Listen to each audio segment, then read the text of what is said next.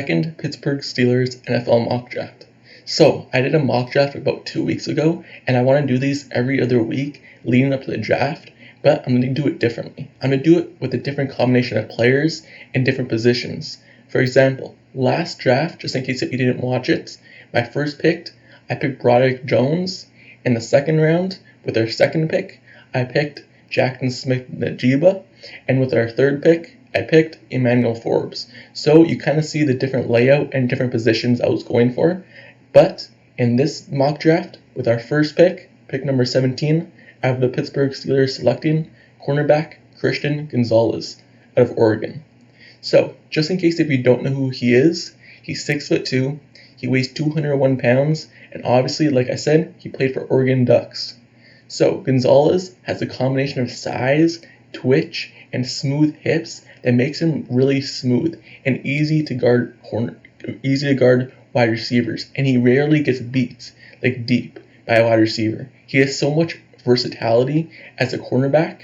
On tape, Gonzalez is probably the most scheme and alignment versatile cornerback in the class. He has press on and off the line of scrimmage, and also he works both man and zone in the scheme. He usually works on the outside, but he can really do the inside if needed. And if you're following me and the Steelers reports I've been doing, you know that cornerback is my most needed position for the Steelers. I feel as though if you could get a good cornerback, it'll make so much more things easier for the defense as a whole. The Steelers have been really missing a true lockdown cornerback since Ike Taylor, and back in those days, back in the Super Bowl area. Steelers never really had a true lockdown cornerback since. And having Christian Gonzalez, a guy who has a chance to get better and better because he's still such a raw talent, would be huge. And now, if you're saying, why would Gonzalez fall if he is the best cornerback in the class?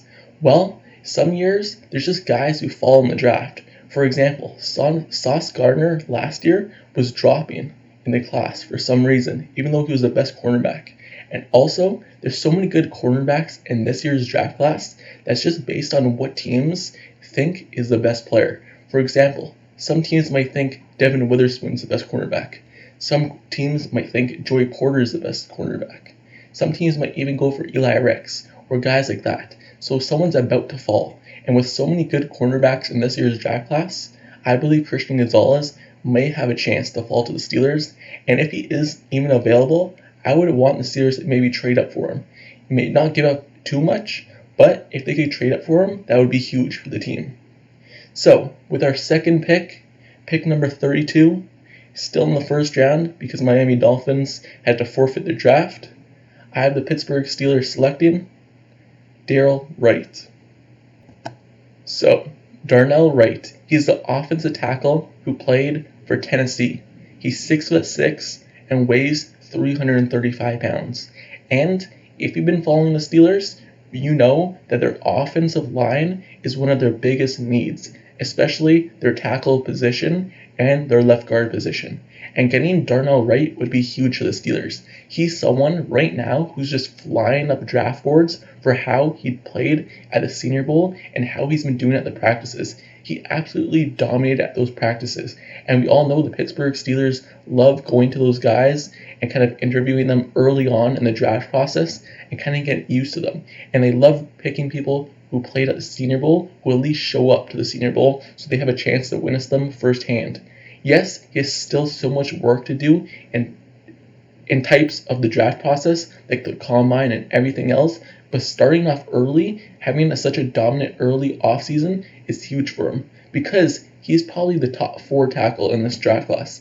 Yes, there's guys above him, but he's flying up draft boards. And as we've seen with other guys in previous years, like if you remember the center/guard Quinn Miners, who's now a Denver Bronco, he was not even supposed to be picked in the draft. But his offseason and his combine and all those little things that he's been showing really improved his draft stock. And I think he got picked, if I remember correctly, it was either in the second or third round. So he went from going probably undrafted to being a second and third round pick. And that's something that Darnell Wright is kind of doing. Yes, he was still going to be selected in this year's draft because he's still one of the best tackles. But right now he's flying up draft boards. And getting him at number 32 would be huge. But also, I would like to say this. I think he's more of a right tackle, but he could probably really switch to left tackle. He's such a dominant right tackle, but as position versatility, having someone like Chunks Okorafor, who has played left tackle before, that could be huge for the Steelers, because we all know Dan Moore hasn't been great at left tackle, and having someone who you could plug in at right tackle and switch over to left tackle could only mean good things for the Pittsburgh Steelers, and hopefully getting this guy, someone who's obviously a big guy, 335 pounds, 6'6", having someone young and a brawler on the offense line, hopefully that improves the run offense, opening holes for Najee Harris, and also creating time for Kenny Pickett in the pocket, which we all know is huge to the offense's success.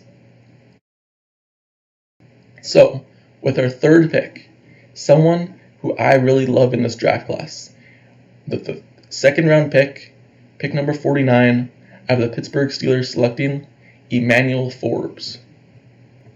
So, Emmanuel Forbes, he's a cornerback out of Mississippi State. He's 6 feet tall, weighs 181 pounds, and if you looked at my last mock draft, this is the only guy that stayed the same. Yes, I'm doing a different combination of players, but I really like Emmanuel Forbes, and if Steelers could get him with the 49th pick, that would be huge for them. I really believe Emmanuel Forbes will end up being one of the best cornerbacks in this year's draft class. Forbes is going to find the football no matter what, and he's not just going to bat it down. He's always around the football. He led the whole college football in interceptions, and he's someone that preaches turnovers. He's played for a defense coordinator who preaches turnovers, and we all know the Steelers love turning the football over, making the quarterbacks either fumble or throw an interception, and that's something Emmanuel Forbes could fit in right to. And also, Forbes was stuck playing a lot of zone coverage, and that's something the Steelers really do a lot. Steelers usually play a scheme where they have the cornerbacks play like 5 yards off and then have them run up. And that's something Emmanuel Forbes is used to. And that's something he's really good at. He's so good at anticipating the quarterback's throw, reading the coverage, and kind of jumping the play and getting the interception. I look at his film and I've seen a little bit of Sauce Gardner in him in terms of his ability to read the quarterback's throw before it happened. Not necessarily all the other stuff, because we all know Sauce Gardner in his rookie season was obviously Defensive Player of the Year as a rookie, like a rookie Defensive Player of the Year. But I'm not saying Emmanuel Forbes is going to be like him, but just looking at his tape, Emmanuel Forbes jumps those routes just like Sauce Gardner did when he was in college. And that's something that Steelers love. Steelers love playmakers, someone who's a ball hawker. And having someone like him with Minkah Fitzpatrick getting turnovers in the defensive secondary would be huge. And we all know that I believe the quarterback is one of the biggest positions of need, and getting him with Christian Gonzalez, having 2 lockdown cornerbacks for the Steelers, and also having Cameron Sutton maybe re-sign would be huge for the Steelers secondary. And that would help out the defensive line and the outside linebackers so much. Because if the outside linebackers, the defensive line don't get to the quarterback, the Steelers defense do nothing, and they let up so many passes. But having 2 shutdown cornerbacks to help TJ Watt, help Alex Highsmith if they don't get to the quarterback, and also help Minkah Fitzpatrick in the secondary would be huge for the Steelers. So I'm obviously double dipped in this year's draft class, getting Christian Gonzalez and Emmanuel Forbes, and I believe I filled 3 needs for the Steelers. First, cornerback, both cornerbacks positions, and also a tackle position.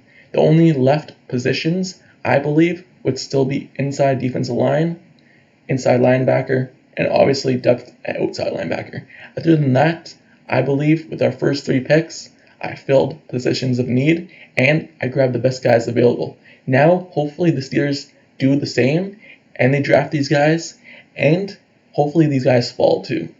Obviously, we'll know more as the draft process continues, but for now, this is my Pittsburgh Steelers mock draft for the first 2 rounds. My first 3 picks for the Pittsburgh Steelers. So, let me know down in the comments below. How do you feel about these first 3 picks? Do you believe that these guys will fall to the Steelers? Do you believe the Steelers We'll pick these guys if they are available. If not, who do you want the Steelers to pick in this year's draft class? Are there other guys that you're looking back at the cornerback position? Are there other guys like Joey Porter Jr.? Are there other guys in the tackle position, like Paris Johnson? I don't believe he'll fall to 32. That's why I picked Darnell Wright. But are there other people that you're looking at in the draft? Let me know down in the comments below. Don't forget to subscribe to the channel down below as well if you like serious content and analysis reports. Like the video, turn on post notifications down below for this channel as well so you get notified whenever I post the next Steelers video. And I'll see you guys all later. Till next time, I'm out. Peace.